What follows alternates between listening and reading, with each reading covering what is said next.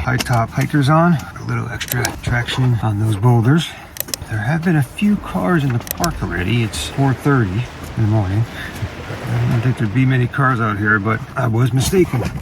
I've seen about maybe half dozen, so it's actually not too many, but when I get down there before that sun gets up, and then head over to Beaver Pond and see what it looks like over that way.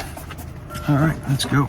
It wouldn't be long now for the sun to make its grand appearance. Recording video consumes lots of time as a one-man show and can be challenging at times to find time to actually make thought-through photographs. As a result, I shoot less, but I've learned to shoot with more intent.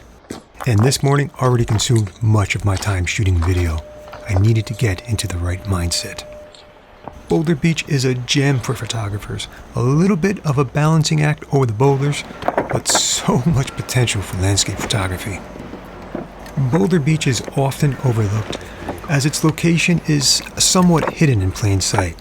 If you passed Otter Cliff Road while on Park Loop Road, you've basically passed Boulder Beach. What makes this scene so lovely, besides the egg-shaped rocks as your foreground, is its background. Otter Cliff dominates the seascape with its 110-foot cliffs that protrude into the Atlantic Ocean, and that might just be my next stop before heading to Bubble Pond. But for now, I need to get my head into crafting a few compositions of what I'm experiencing, because once the sun rises, all these rocks will transform into golden light, and it won't last long.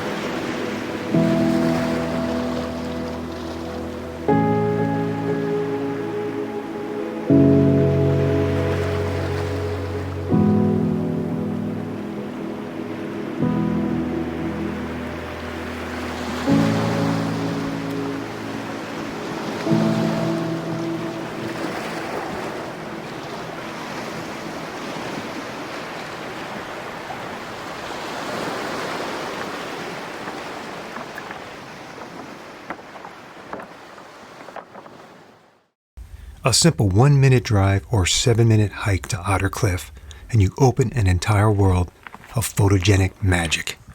The seascape here is a work of marvel, and I quickly remembered how much I fell in love with Otter Cliff from my first visit here years before.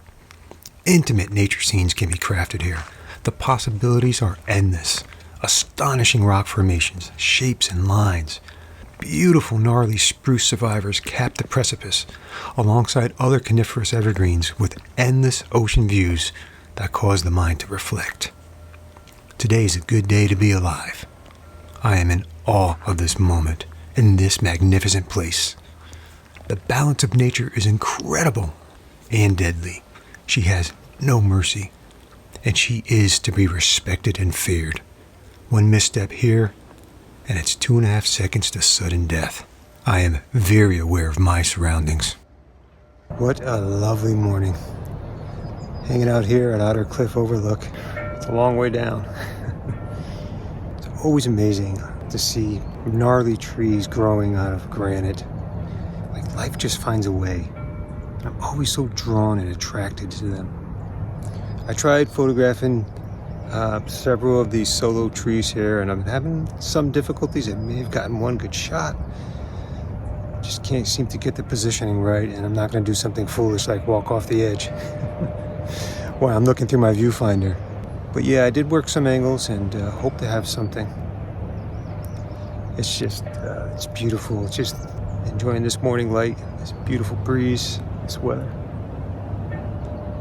and this experience. I continue to explore the rugged granite cliff in search of weathered lone trees and their relationship with the environment. The more time I spent, the more my images improved. I already knew I'd be returning here tomorrow, but this time when the sun would break the horizon. These were my 2 favorite images working in this light.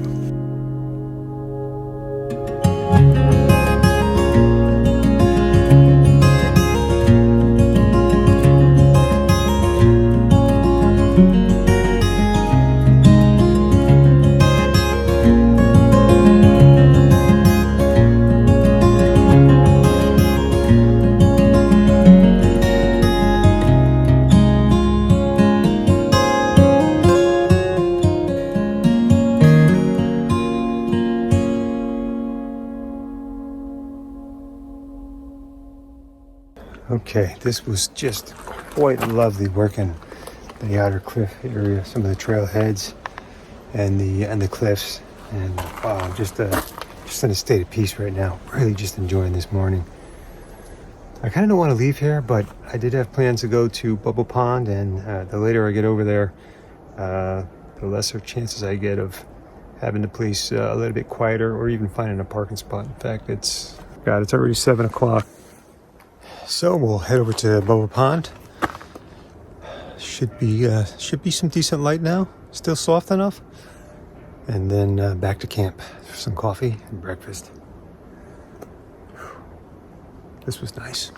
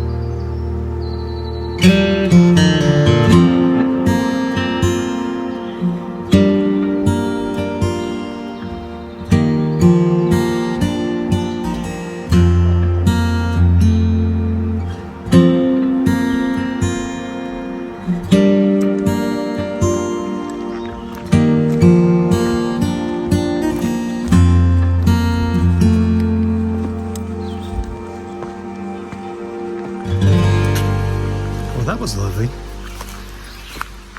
So I got the iconic shot. Now I'm going to take a walk on the other side of the pond so I can use a backlit scene and maybe put the zoom on, a long lens, and try and get across the pond and see if there's anything interesting for those more intimate shots. Although nothing jumped out across the pond as I hiked down the east side, I did begin to find some openings with lovely potential in this mid-morning light. I had put my Nikon away and used my iPhone for any spontaneous stops.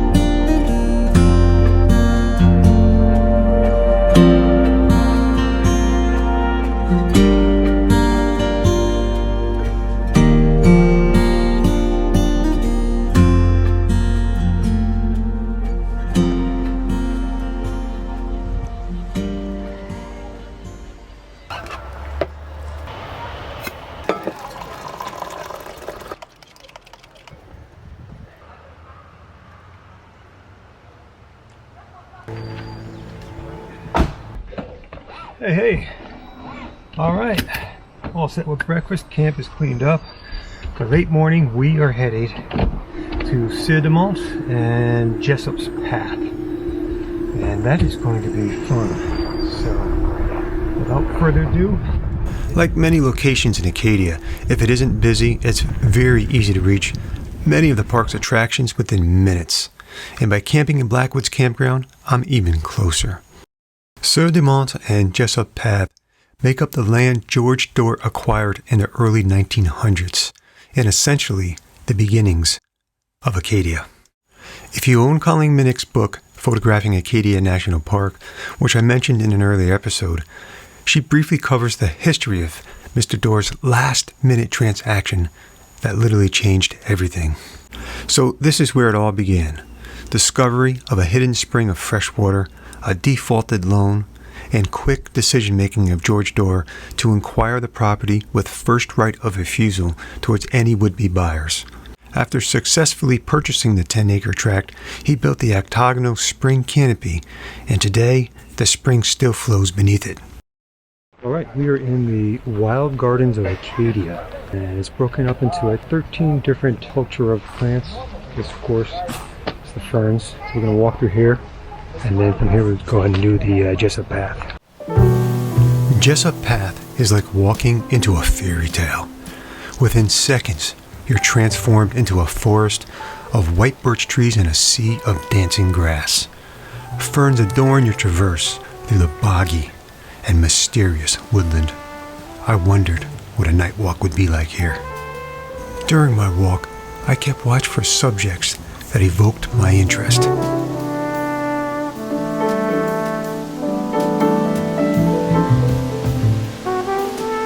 The deeper you go, the more immersed you become in this simple yet enchanting beauty.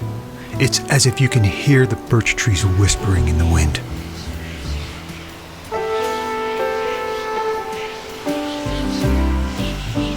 Beyond the canopy of white birch, as you draw your eye through the path, you're greeted with an expanse of the great meadow. This place will leave you in awe of its natural beauty.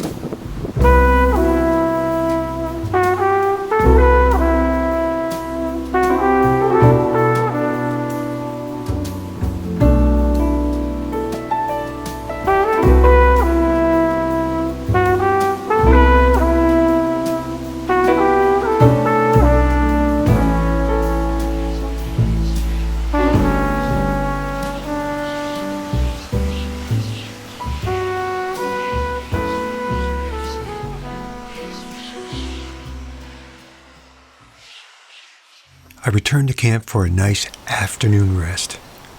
There's something to be said about sleeping and resting while outdoors. You feel so connected to nature, but there's also an edge to it, knowing you're vulnerable. Letting go is the hard part. The body is ready, but it's the mind that needs to surrender. And when it does, the entire soul is rewarded. I was ready to go. Well, hello everyone. It is about an hour and a half before the sun sets on this lovely, lovely evening here in Acadia. Just leaving camp. For tonight's sunset, I'm heading to Otter Point Overlook. Unlike Otter Cliff, which favors an east-facing view, Otter Point favors the west, and therefore a better location for sunset. I was in a great state of mind after relaxing, and looking forward to pursuing whatever light Mother Nature would bestow upon this magnificent seascape. From the parking lot, it's a very short walk to the outcrop, and that's where the fun begins, because there are so many nook and crannies to explore over the massive granite playground here. I continued along the trail until something caught my eye. There was much to explore, and I wanted to be due west for better lighting opportunities.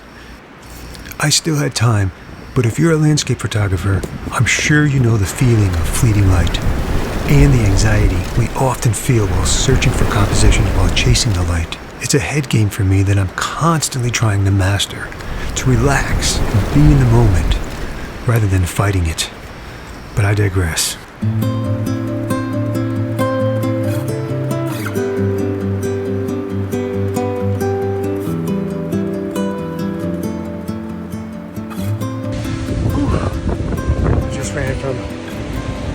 This side over here where they're shooting for the wedding.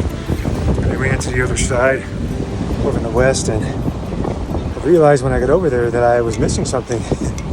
That Pro Media tripod and really right stuff ball head. So I just made a mad dash back over. Thankfully I found it and nobody took it. Whew, that was close. All right, it's not as windy in this side, a lot less windy. But I wasted so much time running back to find my tripod, and it was just imagine all these crevices just buried. And I just hiked back over to the other side, interrupted the wedding again, the wedding shoot. And now I'm running out of light. I gotta get set up, but I got something along this coast here that I'm hoping these rocks will get a little red, orangey. Or no, they look like they may have been a little bit orangey before I left to go get my tripod back. Let me get shooting.